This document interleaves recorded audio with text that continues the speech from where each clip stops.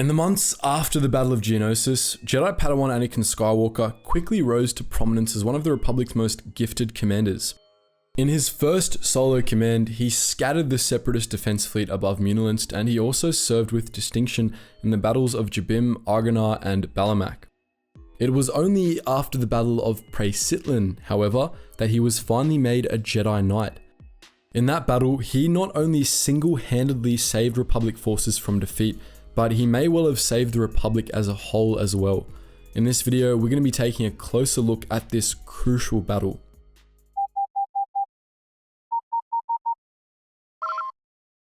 Attention, Sergeant on deck!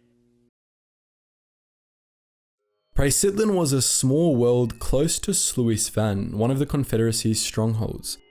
It was unremarkable in all but one respect. It was home to Intergalactic Communications Center, a major holonet relay that connected the core worlds to the Outer Rim. Praesitlyn, along with the rest of the Sluis sector, seceded at the start of the Clone Wars, but the IGCC remained loyal to the Republic, which enabled Loyalist forces to push into the Sluis sector and retake the planet in 22 BBY. But only a few weeks after the Republic captured Praesitlyn, the Confederacy launched Operation Case White, a massive campaign to retake the planet, and this time, they weren't going to let the IGCC escape their notice.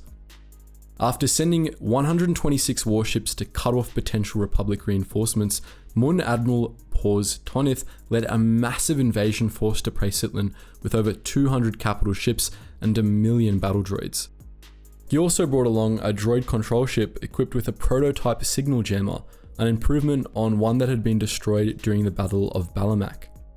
This signal jammer blocked communications for the entire system, preventing the IGCC from contacting Coruscant. Once his blockade was in place, Tonith deployed the first wave of his droid army, lending 50,000 droids into the IGCC. The Praesitlyn Defense Force, a small local army led by General Kamar, was deployed in full against the first wave of the invaders, only for Tonith to land the rest of his droids between Kamar and the communications center. Swarms of tri-fighters made short work of Kamar's air support, and in short order, the droid army wiped out the Praesitlyn Defense Force completely. Admiral Tonith then personally landed at the IGCC to take over the facility, claiming Administrator Raja Momin and the rest of the staff as hostages. Operation Case White was a success. But despite the communications blockade, word of Praesitlyn's fall got out, and it reached the ears of Captain Zosrider Slake. Slake was a loyalist privateer, the leader of a militia group called the Sons and Daughters of Freedom. He had little respect for the Republic and its bureaucracy, but he hated the Confederacy a whole lot more. For months, he and his followers had been waging their own private war in the Sluis sector, giving the separatists hell whenever and wherever they could. When they heard about the fall of Praesitlyn, they notified Republic High Command on Coruscant and then went to retake the planet themselves. Slake's ships managed to break through Tonith's blockade and dig in near the Intergalactic Communications Center. He was able to deploy 50,000 soldiers and establish a cluster of 5 redoubts around the landing area, one that served as a command center, and 4 remote fortresses named Izabel, Ilii, Kaldin, and Judile. He quickly learned that he was badly outgunned and outnumbered, as the Confederacy had 1 million droids, complete with snail tanks, Hellfire droids, artillery, and air support, in place around the communications center. Not long after Slake's landing, the vanguard of the separatist force attacked and slaughtered the Sons and Daughters of Freedom, plowing through Izabel, Aili, and Kaldin before assaulting Slake's command center. But even as the Loyalist command center came under fire, reinforcements were on their way. Slake's message to Coruscant was not in vain, as he had feared. The Republic had deployed a fleet of warships, 20,000 clone troopers, a team of 50 clone commandos, and a few ARC troopers to Praesitlyn under the joint command of Jedi General Nija Halcyon and Jedi Commander Anakin Skywalker. The Republic fleet easily punched a hole in the Separatist blockade, and Halcyon's command ship was able to destroy the ship with the signal jammer, ending the communications blackout. As Skywalker led the ground forces to Praesitlyn's surface, Halcyon was able to drive the rest of the Confederate fleet away from the planet in disarray. Skywalker landed the Republic forces behind Captain Slake's command center, deploying his men in 4 waves as reinforcements for Freedom's sons. As the Republic consolidated its forces, Tonith ordered his droids to retreat back to the communications center, fearing the Republic would attack while his defenses were down. He then contacted Asajj Ventress, requesting reinforcements. But despite these early successes, the Republic still wasn't in a good spot. The sons and daughters of Freedom had been absolutely massacred by the droid army, and of the 50,000 soldiers Slake came to Praesitlyn with, only 2,000 remained. Even with the reinforcements, the Republic still had less than half the men it started out with, while Tonith still had about 1 million droids left. But it was imperative that Republic forces made a move on the IGCC before the separatists disabled it, and so Halcyon, Skywalker and Slake came up with a plan. Under the cover of a sustained artillery barrage, a small task force would make a feint at the separatist main defensive line, while Skywalker would lead the bulk of the army in an attack on the droid's right flank. It was a solid plan, but there was one small problem with it.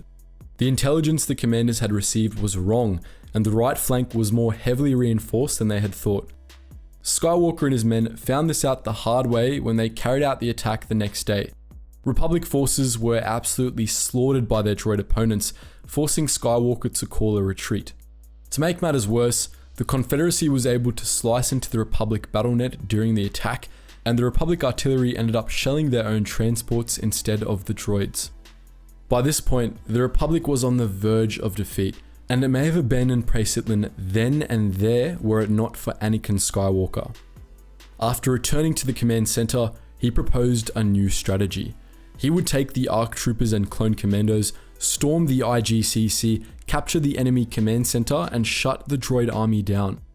Halcyon and Slake ultimately agreed, and Skywalker flew off to the communications center with 2 gunships full of commandos, ready to make a miracle happen. The unexpected nature of their attack allowed them to easily secure a landing zone, and they charged into the IGCC, guns blazing. But as they got deeper into the center, Tonith ordered his droids to execute the hostages, driving Anakin Skywalker into a rage. As the clone commandos freed the surviving hostages and took them back to the gunships, Skywalker sliced his way through the center's droid garrison, staging a one-man assault on Admiral Tonith's command center. He nearly slaughtered the Admiral and his entire command staff, but managed to rein himself in, securing their surrender instead. From the command center, Skywalker was able to deactivate the droid army, and the Republic immediately descended on the IGCC, victorious. But the battle wasn't over yet. Just seconds after Tonith's surrender, Ventress's promised reinforcements arrived in system, forming up with the remnants of the separatist blockade. The Republic fleet in orbit above Praesitlyn was badly outnumbered by this massive force, and the situation seemed grim. With no other choice, Skywalker and Halcyon boarded their starfighters and flew up into orbit for a last stand. But once again, Anakin Skywalker saved the day. As the naval battle began to turn against the tide of the Republic, he launched a one-man assault on the Corpulentus, the separatist flagship, weaving through missiles and laser cannon fire to systematically destroy the warship's crucial systems, and then the bridge. The damage destroyed the Corpulentus, and the resultant fireball destroyed a number of separatist warships that were close at hand. With the enemy badly disoriented, the Republic launched a counteroffensive which ultimately proved successful. The Confederacy withdrew its remaining forces from Praesitlyn, ceding the system to the Republic. At first, it appeared that Anakin had secured this victory at the cost of his own life, but as it turned out, he had made a hyperspace micro-jump through the Force at the last second, escaping the destruction of the Corpulentus. Against all odds, the Republic emerged victorious from the Battle of Praesitlyn. The Intergalactic Communications Center resumed operations shortly after, and it proved crucial in coordinating the Outer Rim sieges later in the war. The battle was the first Republic victory on the Rimmer trade route in months, and it was a godsend to beleaguered Loyalist forces at Eriadu, who may well have been swept away if Praesitlyn fell. Lastly, after the reports of the battle came in, the Jedi Council finally decided to promote Anakin to the rank of Jedi Knight. It should be said, however, that there was a cost to the Republic victory on Praesitlyn.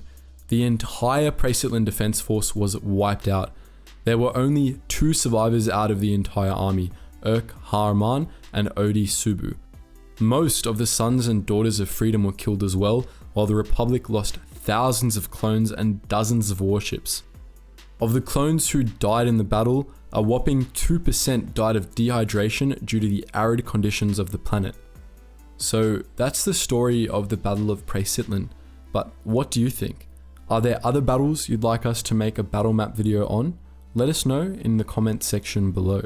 And just before you head off to those suggested videos, guys, make sure you check out my suggestion, which is our new channel called The Braved. If you're interested in history and all the badasses from all those different eras of history, check out the high quality videos we post there. And if you're more into music, click on the Relax Shack link where we use a lot of the tracks there in our videos here on Geetsly's. And if you want access to a behind the scenes Discord where you can chat to myself and the team who make these videos, consider donating to the Patreon. And lastly, guys, if you want access to our wider community, check us out in our Geetsly's main Discord and our Geetsly's gaming network. Anyways, as always, thank you so much for watching, and I hope to see you in the next video.